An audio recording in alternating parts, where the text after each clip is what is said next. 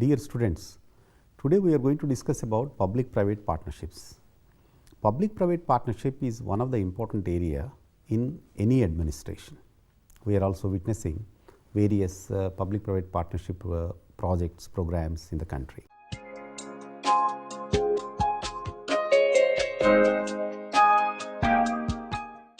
Public-private partnerships are relationships between governing institutions and private or voluntary entities.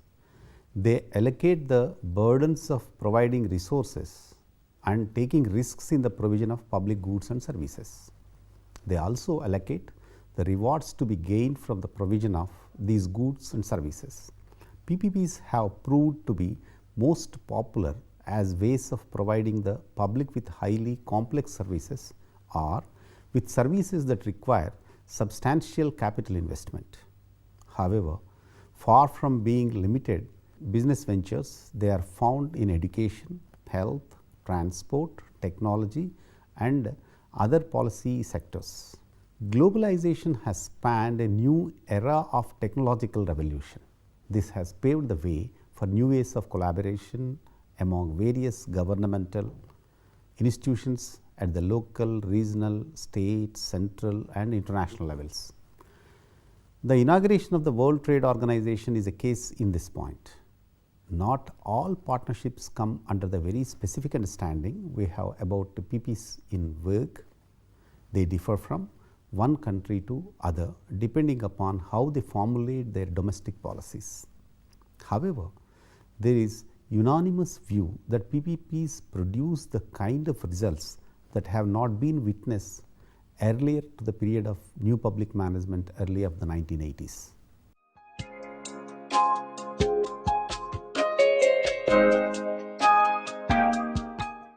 Public administration has transformed into more business type structures and management practices in the last century.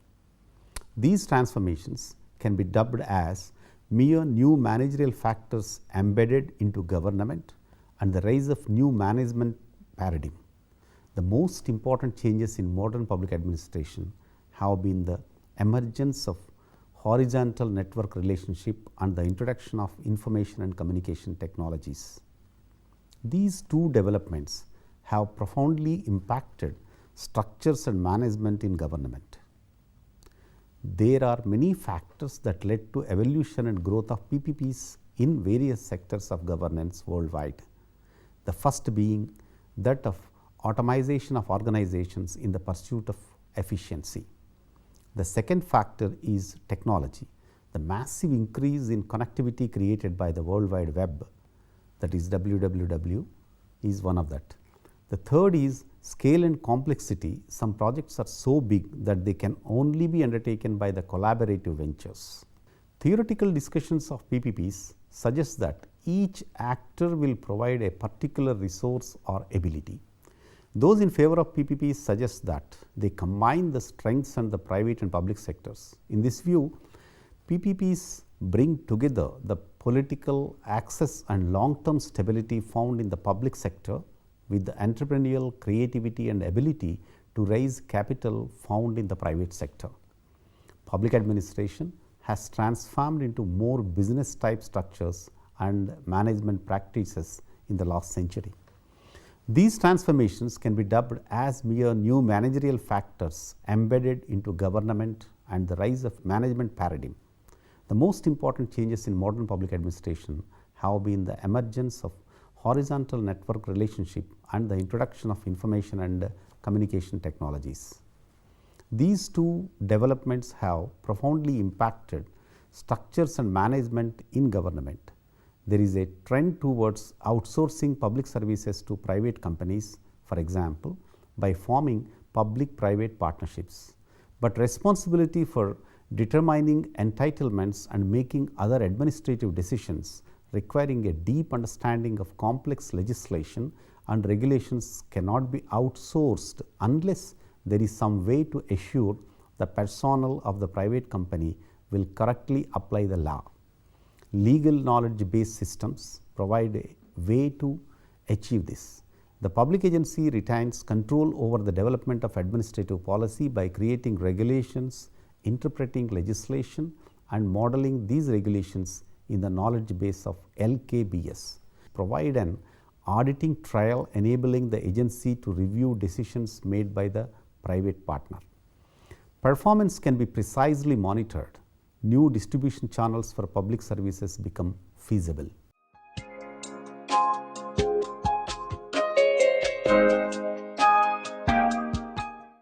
Definitions of public-private partnerships. Public-private partnership has become a favorite tool for providing public services in both developed and developing countries. Public-private partnerships are generally recognized as a long-term cooperative institutional arrangements between public and private actors to achieve various purposes. There is no accepted definition of PPPs, and the definitions are derived from different contexts and represent different points of view. World Bank defines PPP as a long-term contract between a private party and a government entity for providing a public asset or service in which the private party bears significant risk and management responsibility, and remuneration is linked to performance. International Monetary Fund, it says, an arrangement where the private sector supplies assets and services that traditionally have been provided by the government. In addition to private execution and financing of public investment, PPPs have two other important characteristics. There is an emphasis on service provision as well as the investment by the private sector, and significant risk is transferred from the government to the private sector. Organization for Economic Cooperation and Development, that is what we call OECD, it defines PPP as an agreement between the government and one or more private partners, which may include operators and financiers, according to which the private partners deliver a service to the service delivery objectives of the government, or aligned with the profit objective of the private partners, and the effectiveness of the alignment depends on a sufficient transfer of risk to the private partners. Canadian government says a cooperative venture between the public and private sector built on the expertise of each partner that best meets clearly defined public needs through the appropriate allocation of resources, risks and rewards. A definition from Australia explains that partnerships between the public sector and the private sector for the purpose of designing, planning, financing, constructing and or operating projects that would traditionally be regarded as falling within the remit of the public sector. Standard & Poor says any medium to long-term relationship between the public and private sectors involving the sharing of risks and rewards of multi-sector skills, expertise and finance to deliver desired policy outcomes.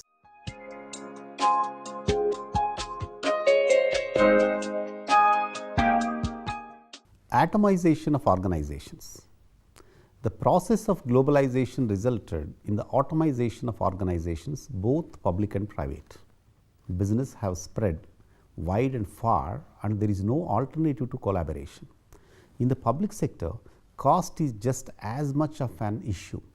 With increasing demand for public services and limited acceptance of tax, Western countries want their public sector borrowing rate to get far lesser.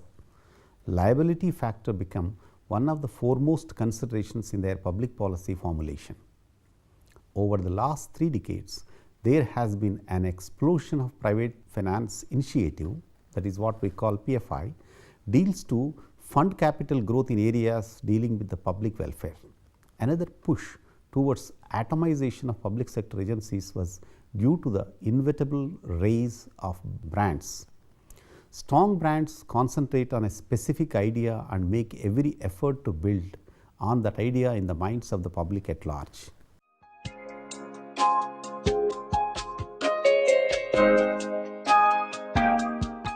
Technology as the driver.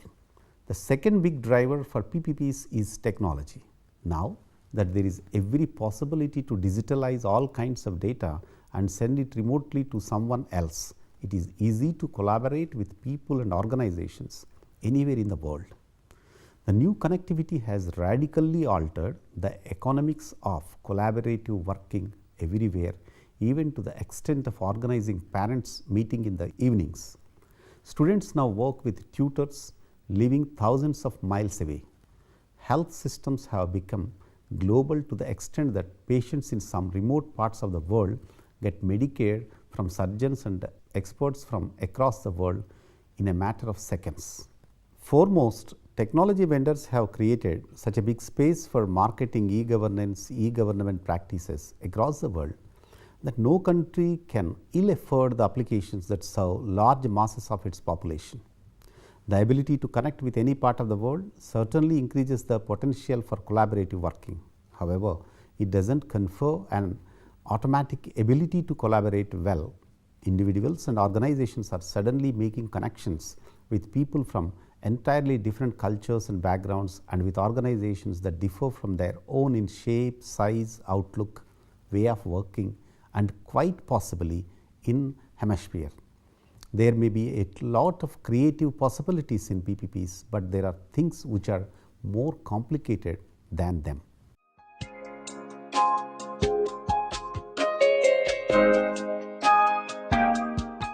Monopoly considerations. The third drive behind the growth of partnerships is the concentration of power in some industries in the hands of a few players. Some contracts like oil exploration, IT projects, and infrastructure efforts are so huge that they tend to be dominated by a handful of firms with the capacity to deal with them. Partnerships are essential, but a few IT and financial institutions hold a monopoly over government policies that eventually result in huge costs for the public. Technology vendors hold the monopoly of providing the government with software applications that aim at effective delivery of public services at the cost of public exchequer. This is true in the case of developing nations like India and China. Potential abuse of monopoly power, collusion and price fixing are all aspects that haunt PPPs. The oil industry in particular holds useful lessons for collaborative partnerships everywhere.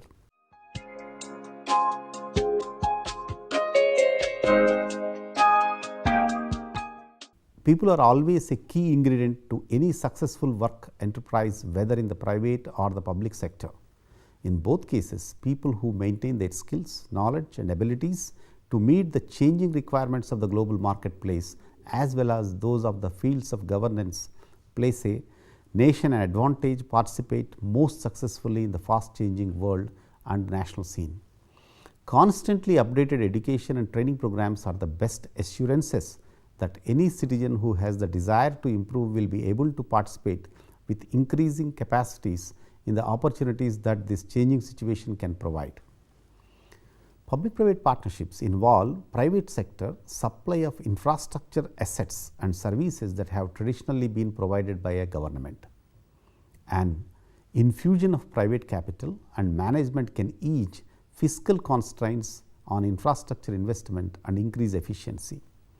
Reflecting these advantages, PPPs are taking off around the world. There are well-established programs in a number of countries including Chile, Ireland, Mexico and the United Kingdom, and less developed programs are a good deal of interest in many others. However, it cannot be taken for granted that PPPs are more efficient than public investment and government supply of services. Globally, there are 5 types of organizational collaborations: private sector and alliances and joint ventures, public sector joint working, public-private partnerships, third sector coalitions, self-organizing collaborations. Since the focus of this lesson is on public-private partnerships, we present here a brief understanding of various PPP models in vogue across the world. Public-private partnerships are a relatively new phenomenon. In the 1970s, the UK government was in charge of vast range of public services from utilities to buses and railways, while local authorities were almost solely responsible for schools, social services, refuse collection and council housing. Now the picture has changed radically, with private and voluntary organizations taking on significant responsibility for delivering a wide range of public services. In the early years, PPPs focused mainly on reducing the public sector borrowing requirement, finding ways to keep major capital costs of balance sheet. In 1992, the UK government introduced PFI, a structured program to encourage private investment in public sector projects. Since then, over 700 projects have been signed with over 50 billion pounds. For a long time, PPPs were greeted with skepticism on both the right and the left of economic thought. In recent years, the focus has shifted from reducing public borrowing and government capital spending to achieving increased efficiency and value for money in the delivery of public services. In this form, PPPs aim at using the expertise of the private sector to transform the operations of public sector organizations through a transfer of the knowledge across the partnerships.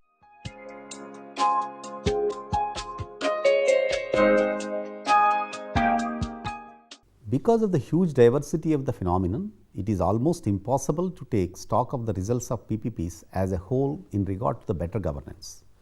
On the one hand, partnerships are able to bring real advantages such as economics of scale in the provision of service and activities, the ability to maximize complementary competences and provide opportunities for mutual learning between partners. On the other hand, PPP brings much fragmentation of structures and processes, leading to a blurring of responsibilities and of accountability.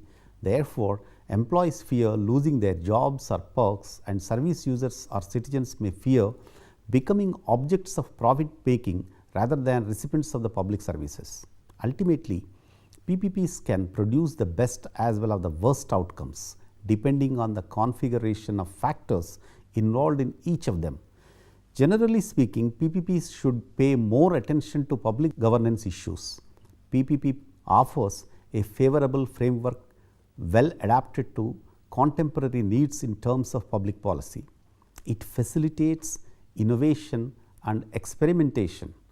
By definition, it encourages the sharing of responsibility. It imposes increased transparency in the management of services through contractual negotiations and the process of drawing up specifications.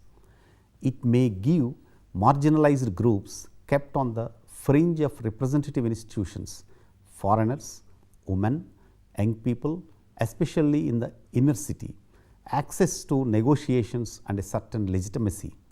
However, in every instance, PPPs take shape through the actions of the agents involved with their personal ethics, their varying capacity for taking opportunities, their ulterior motives, their corporate or community culture, and the rational expectations they inspire.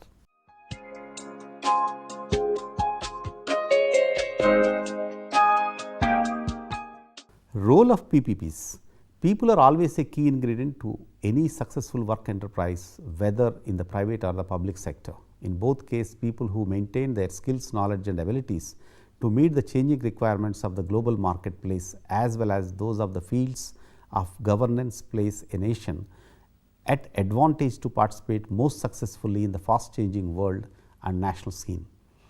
Constantly updated education and training programs are the best assurances that any citizen who has the desire to improve will be able to participate with increasing capacities in the opportunities that this changing situation can provide. In the traditional structure, the role of the private sector is limited to that of a supplier, subcontractor or technical consultant. Consequently, the private partner assumes only a very low level of risk. At the extreme opposite end of the public-private continuum, we find privatization, pure and simple. Here, services provided are treated as private services much in the same vein, for example, as housekeeping. In this arrangement, the level of risk to the private sector is maximized as is the level of responsibility. The public sector has no role and remains uninvolved except through the provision of a legislative and regulatory framework for the activity in question. Detractors of PPPs often argue that these partnerships represent a form of disguised privatization, a mechanism for the state to divert itself of its traditional role of providing public services. But is this really the case? Does the initiation of PPP style projects truly represent a withdrawal by the state? An analysis of privatization theory yields some interesting answers, while the traditional definition of privatization assumes that it is the ownership of assets that is transferred to the private sector. Demonstrated that the modern concept of privatization can act along three different dimensions of an organization's competitive environment. 1. Ownership, 2. Funding, 3. Modes of control. PPP schemes and modalities. Schemes: build, own, operate, BOO; build, develop, operate, BDO; design, construct, manage, finance, DCMF. Modalities: the private sector designs, builds, owns, develops, operates and manages an asset with no obligation to transfer ownership to the government. These are variants of design, build, finance, operate, DBFO schemes.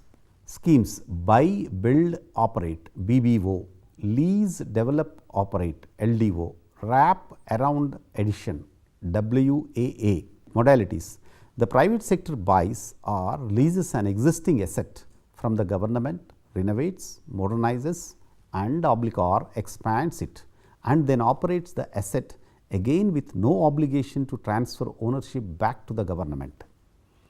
Schemes: build, operate, transfer, BOT; build, own, operate, transfer, BOOT; build, rent, own, transfer, BROT; build, lease, operate, transfer, BLOT; build, transfer, operate, BTO. Modalities: the private sector designs and builds an asset, operates it and then transfers it to the government when the operating contract ends or at some other pre-specified time. The private partner may subsequently rent or lease the asset from the government.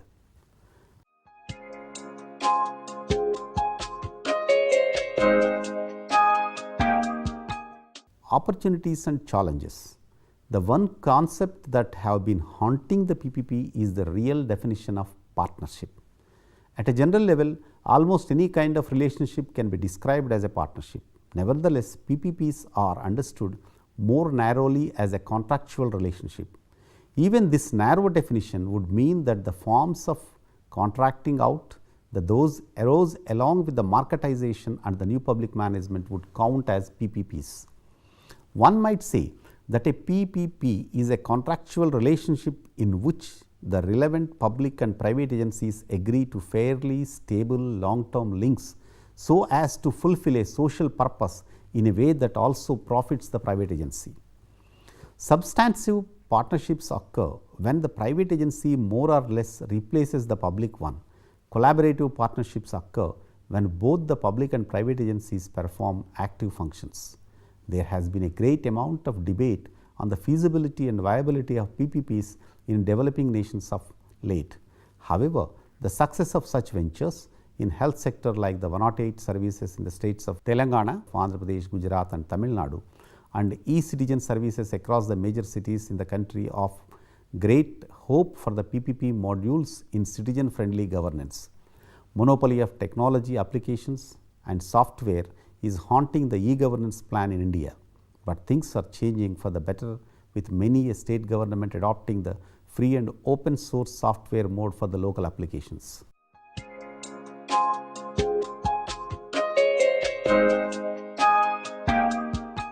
There are two streams of extremely diverse thoughts on the concept of PPPs in public administrations.